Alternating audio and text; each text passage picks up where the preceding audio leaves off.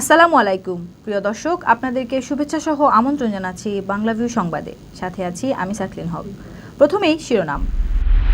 Corona ভাইরাসের সংক্রমণ ঠেকাতে সিলেট জেলায় লকডাউন ঘোষণা। বাইরের জেলা থেকে ঢোকা যাবে না সিলেটে, যাবে না বের হওয়াও।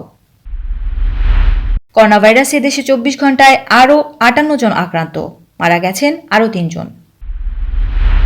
হবিগঞ্জে প্রথম করোনা রোগী শনাক্ত, নারায়ণগঞ্জ থেকে এসেছেন ওই ব্যক্তি।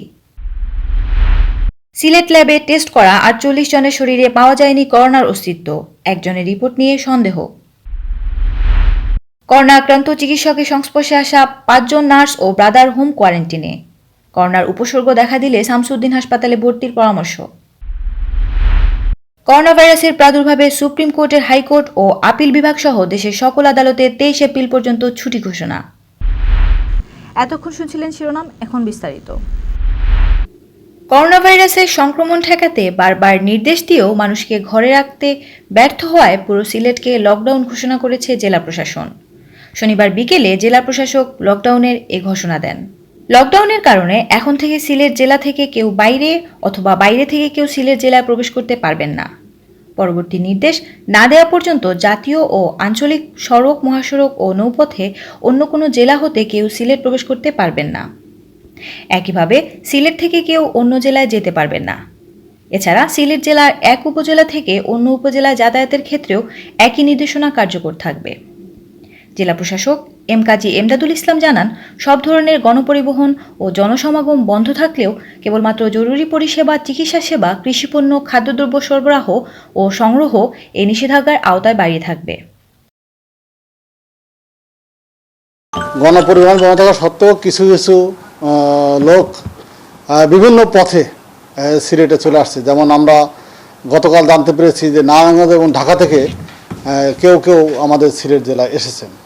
তো এখন এটা অনেকটা হুমকি। আপনি জানেন যে আমাদের ঢাকা এবং নারায়ণগঞ্জে করোনা রোগীর সংখ্যা কিছুটা বৃদ্ধি পেয়েছে। স্বাভাবিকভাবে তারা যদি এখন সিলেটে আসেন তাহলে সিলেটও সেটা সংক্রমিত হতে পারে। এই কারণে আমরা অন্যান্য জেলার ন্যায় সিলেট জেলাকে লকডাউন করেছি। লকডাউনের অর্থ হলো সিলেট জেলা থেকে এখন কেউ বের হতে পারবেন না, অন্য কোনো জেলা থেকে সিলেট জেলায় কেউ আসতে পারবেন না। ঠিক তেমনিভাবে আমরা এটা বলেছি যে এটা আন্ত উপজেলার ক্ষেত্রে একই আদেশ প্রযোজ্য হবে। অর্থাৎ আমাদের সিলেট জেলার মধ্যে এক উপজেলার বাসিন্দা আর এক উপজেলা যেতে পারবেন না, বা তারা আন্ত উপজেলা চলাচল করতে পারবেন না। সিলেট সিটি কর্পোরেশনের ক্ষেত্রে একই ঘটনা। করোনা ভাইরাসে দেশে গত 24 ঘন্টায় নতুন করে আরও 58 জন আক্রান্ত শনাক্ত হয়েছেন।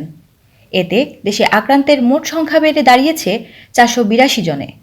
আক্রান্তদের মধ্যে মারা গেছেন আরও 3 জন। ফলে এ পর্যন্ত করোনায় মারা গেলেন 30 জন। শনিবার দুপুরে স্বাস্থ্য অধিদপ্তরের করোনা ভাইরাস সংক্রান্ত নিয়মিত হেলথ বুলেটিনে এ তথ্য জানান স্বাস্থ্যমন্ত্রী জাহিদ মালেক। গত 8 মার্চ দেশে প্রথম করোনা ভাইরাসে আক্রান্ত রোগীর সন্ধান পাওয়া যায়। এরপর প্রথম দিকে কয়েকজন করে নতুন আক্রান্ত রোগীর খবর মিললেও গত কদিনে লাফিয়ে লাফিয়ে বাড়ছে এ সংখ্যা।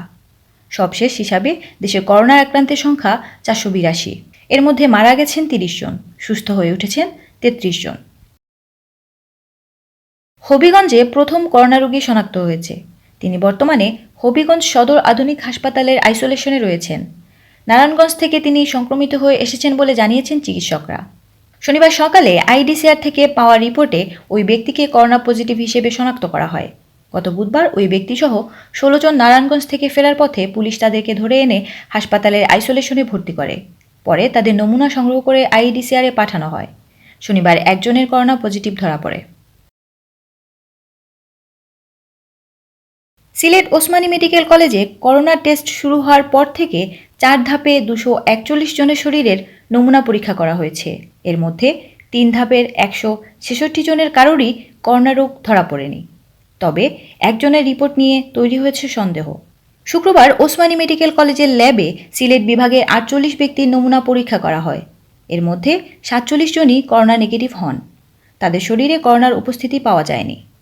তবে একজনের পরীক্ষা নিয়ে সন্দেহ তৈরি হয়েছে। সিলেট জেলার বাসিন্দা ওই ব্যক্তির নমুনা আবারও পরীক্ষার উদ্যোগ নেওয়া হয়েছে। গত মঙ্গলবার থেকে ওসমানী মেডিকেল কলেজের ল্যাবে করোনার পরীক্ষা শুরু হয়েছে। প্রথম দিনে 94টি, দ্বিতীয় দিনে 24টি এবং তৃতীয় দিনে 48টি নমুনা পরীক্ষা করা হয়। কোনোটিতেই করোনা ধরা পড়েনি। সিলেটে করোনা আক্রান্ত চিকিৎসকের সংস্পর্শে আসা 5 জন নার্স ও ব্রাদারকে হোম কোয়ারেন্টাইনে রাখা হয়েছে। এ 5 জন গত 5 দিন ধরে কোয়ারেন্টাইন নীতিমালা পালন করছেন বলে জানা গেছে। আক্রান্ত ওই চিকিৎসক চিকিৎসা দেওয়ার সময় তার সংস্পর্শে আসেন 2 জন নার্স ও 3 জন ব্রাদার। সন্দেহভাজন হিসেবে তাদের হোম কোয়ারেন্টাইনে রাখা হয়। পরীক্ষায় তাদের ফলাফল নেগেটিভ আসলেও নিরাপত্তার স্বার্থে তাদেরকে কোয়ারেন্টাইনে রাখা হয়েছে। তাদের কারো মাঝে করোনার লক্ষণ দেখা গেলে সাথে সাথে তাকে শহীদ শামসুদ্দিন আহমদ হাসপাতালে আসার পরামর্শ দেওয়া হয়েছে। করোনা ভাইরাসের প্রাদুর্ভাবে সুপ্রিম কোর্টের হাইকোর্ট ও আপিল বিভাগ সহ দেশের আদালতগুলোতে সাধারণ ছুটি 23 এপ্রিল পর্যন্ত বাড়ানো হয়েছে। এই আদেশের ফলে সিলেটেও সকল আদালত বন্ধ থাকবে। শনিবার এ সংক্রান্ত বিজ্ঞপ্তি জারি করে সুপ্রিম কোর্ট প্রশাসন। সুপ্রিম কোর্টের রেজিস্ট্রার জেনারেল মোহাম্মদ আলী আকবর স্বাক্ষরিত এ সংক্রান্ত বিজ্ঞপ্তি সুপ্রিম কোর্টের ওয়েবসাইটে প্রকাশ করা হয়। এদিকে করোনা ভাইরাসের সংক্রমণ রোধে সরকার প্রথম 26 মার্চ থেকে 4 এপ্রিল পর্যন্ত ছুটি ঘোষণা করে। ছুটির মধ্যে গণপরিবহন চলাচলও বন্ধ ঘোষণা করা হয়। পরিস্থিতির উন্নতি না হয় ছুটি আরও 3 দফায় আগামী 25 এপ্রিল পর্যন্ত বাড়ানো হয়। একই সঙ্গে গণপরিবহন চলাচলের নিষেধাজ্ঞার মেয়াদও বাড়ল। এতক্ষণ শুনছিলেন বাংলাভিউ সংবাদ।